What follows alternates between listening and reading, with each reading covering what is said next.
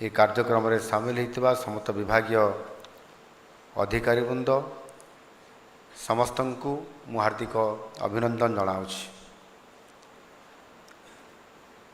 ଆଜି ନିଶ୍ଚିତ ଭାବରେ ଆଜିର ଦିନ ହେଉଛି ଏକ ମହାର୍ଘ୍ୟ ଦିନ, ଜାତୀୟ ଚେତନାର ପ୍ରତୀକ, ଭାରତୀୟତାର ସବୁଠୁ ଶ୍ରେଷ୍ଠ ମାର୍ଗଦର୍ଶକ ସ୍ୱାମୀ ବିବେକାନନ୍ଦଙ୍କର ଆଜି ହେଉଛି ପବିତ୍ର ଜୟନ୍ତୀ। ଏହି ଦିନଟିକୁ ଜାତୀୟ ଯୁବ ଦିବସ ଭାବେ ଆଜି ସାରା ଭାରତ ବର୍ଷରେ ପାଳନ କରାଯାଉଛି। ଏହା ଏକ ସୁନ୍ଦର ସଂଯୋଗ ଯେ ସଡ଼କ ଦୁର୍ଘଟଣାରେ ସବୁଠାରୁ ଅଧିକ ପ୍ରଭାବିତ ହେଉଥିବା ଜାତୀୟ ଯୁବ ଦିବସରେ ଆଜିର ଏହି ସଡ଼କ ସୁରକ୍ଷା ସମ୍ପର୍କିତ ବିଭିନ୍ନ କାର୍ଯ୍ୟକ୍ରମ ଆଜି ଏ ଜାତୀୟ ଯୁବ ଦିବସ ଅବସରରେ ଏହାକୁ ମଧ୍ୟ ଆଜି ପାଳନ କରାଯାଉଛି। ବନ୍ଧୁଗଣ, ଈଶ୍ୱରଙ୍କର ପ୍ରଦତ୍ତ ଜୀବନ ହେଉଛି ଅନେକ ମୂଲ୍ୟବାନ। ଏହି ଜୀବନ ଦୀପକୁ ଅକାଳରେ ବିନା କାରଣରେ ନିର୍ବାଚିତ ହେବାକୁ ଆମେ ଦେବା ଆଦୌ ଇଏ ସ୍ମରଣୀୟ ନୁହଁ। ବିଶେଷ ଭାବେ ରାସ୍ତା ଦୁର୍ଘଟଣା ଜନିତ ଅକାଳ ମୃତ୍ୟୁ ଯାହା ସମ୍ପୂର୍ଣ୍ଣ ରୂପେ ଆମେ ଚାହିଁଲେ ତାକୁ ମଧ୍ୟ ଆଡ଼େଇ ଦେଇପାରିବା। ଆପଣ ସମସ୍ତେ ଅବଗତ ଅଛନ୍ତି ଯେ ଯେତେ ଦୁର୍ଘଟଣା ଘଟୁଛି, ପ୍ରାୟ ସମସ୍ତ ପ୍ରକାରର ଦୁର୍ଘଟଣା ହେଉଛି ଆମ ମାନବ ଭୁଲ ଯୋଗୁଁ, ଯାହାକୁ ଅତି ସହଜରେ ଯଦି ଆମେ ଚାହିଁବା ଟିକେ ସଚେତନ ହୋଇପାରିବା ଏବଂ ନିୟମ ଆଉ କାନୁନକୁ ମାନିକରି ଯଦି ଆମେ ଗାଡ଼ି ଚଲାଇବା ତାହେଲେ ନିଶ୍ଚିତ ଭାବରେ ଆମେ ଏହାକୁ ବା ଦୁର୍ଘଟଣାକୁ ଏଡ଼େଇ ଦେଇପାରିବା। ଏ ସଡ଼କ ଦୁର୍ଘଟଣା ଆଜି ସମଗ୍ର ବିଶ୍ୱ ନିମନ୍ତେ ଗମ୍ଭୀର ଚିନ୍ତାର ବିଷୟ ପାଲଟିଛି। ବିଶ୍ୱ କଥା କହନ୍ତୁ କିମ୍ବା ଆମ ଦେଶ, ଆମ ରାଜ୍ୟ, ପ୍ରତିଦିନ ଅନେକ ମୂଲ୍ୟବାନ ଜୀବନ ଏଥିଯୋଗୁଁ ଅକାଳରେ ଝଡ଼ି ପଡ଼ୁଛି। ଯଦି ଆମେ ଆମ ଓଡ଼ିଶାର ଚିତ୍ର ଦେଖିବା ତାହେଲେ 2024ରେ 6142 ଜଣ ପ୍ରାଣ ହରାଇଛନ୍ତି। ଅର୍ଥାତ୍ ପ୍ରତିଦିନ ପ୍ରାୟ ହାରାହାରି 17 ଜଣ ଲୋକଙ୍କର ଅକାଳରେ ତାଙ୍କର ପ୍ରାଣ ହରାଉଛନ୍ତି। ବିଗତ କିଛି ବର୍ଷ ମଧ୍ୟରେ ଦେଶର ଅର୍ଥନୀତି ମଧ୍ୟ ଦ୍ରୁତଗତିରେ ବୃଦ୍ଧି ପାଉଛି। ଏହା ସହିତ ତାଳ ଦେଇ ଯାନବାହନର ସଂଖ୍ୟା ମଧ୍ୟ ବଢ଼ୁଛି। କିନ୍ତୁ ଦୁଃଖର କଥା ଯେ ପୃଥିବୀରେ ରୋଡ଼ ଦୁର୍ଘଟଣାରେ ଭାରତର ସ୍ଥାନ ଆଜି ପ୍ରଥମ। ଆମେ ଏହି ରେକର୍ଡର ଅଧିକାରୀ ହେବାକୁ କେବେ ବି ଚାହୁଁନାହୁଁ, କିନ୍ତୁ ଦୁର୍ଭାଗ୍ୟ ହେଲେ ବି ଏହା ସତ୍ୟ। ଏହି ଅଧିକ ଦୁର୍ଘଟଣା ପଛରେ ମୁଖ୍ୟ କାରଣ ହେଉଛି ଗାଡ଼ି ଚାଳକଙ୍କର ବେପରୁଆ ଭାବରେ ଗାଡ଼ି ଚାଳନା କରିବା।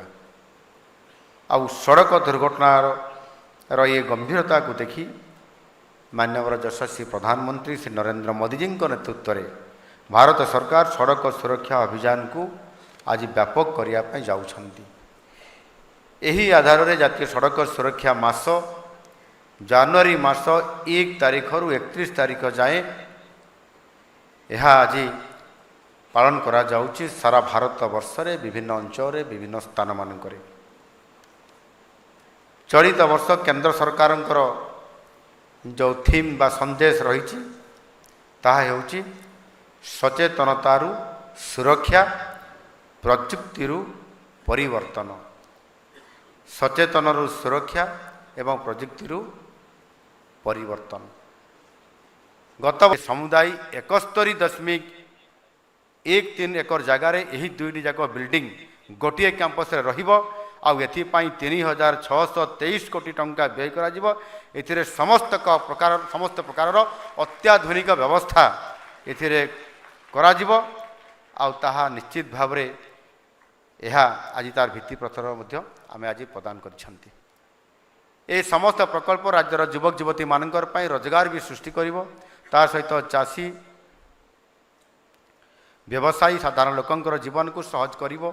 ଆମ ସରକାର ଗ୍ରାମଠାରୁ ସହର ପର୍ଯ୍ୟନ୍ତ ବିକାଶ କରିବା ପାଇଁ ପ୍ରତିଶ୍ରୁତିବଦ୍ଧ।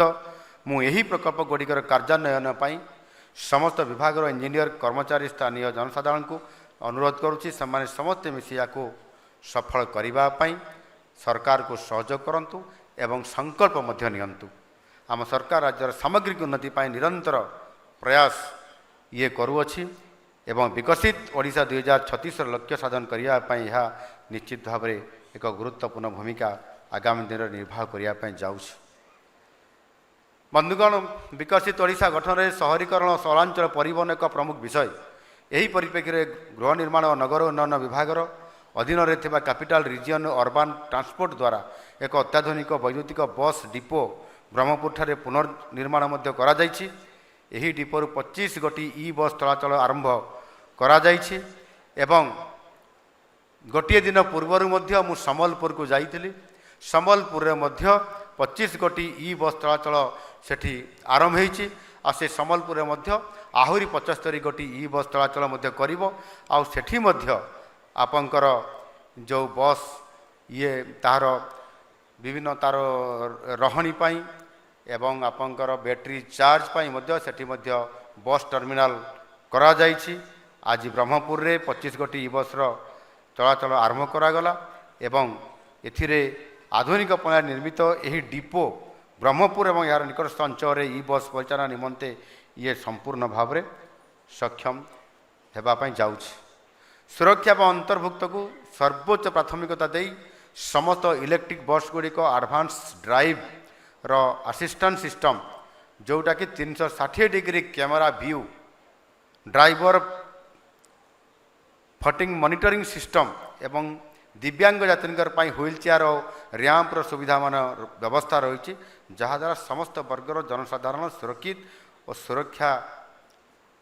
और सुगम भाव में जन परिवहन सेवार मध्य समस्ते आगामी दिन में लाभ उठाइवाई जाऊँगी। मन रखु सड़क सुरक्षा नीति नियम आपणकर जीवन बंचाइबा उद्दिष्ट। तेणु जो मैंने धर्म को आखिठार परी फाइन दर में नियम मानुंट खाली फाइन करदेवा देदेवा चलो किंतु नियम को मानिबा नहीं ताले से जेबड़ी पुलिस देखिले हेलमेट कि सीट बेल्ट पिंधिबे किंतु रास्तार स्पीड मॉनिटरिंग देखी गाड़ीर बेग कम करी पुणी अधिक स्पीड रे गाड़ी चलिक पुणी छुकी पड़े पुणी 120 स्पीड बेड़े ये मानसिकतार निवृत्त रही मु बारंबार आपण मान को निवेदन करुच्छे एवं आपण माने समस्ते नियम को मानिकरी ताकू आमे जदि चलेबा ताले आम रहीपर। आम समस्त लक्ष्य हूँ समृद्ध ओडिशा तथा विकसित ओडिशा।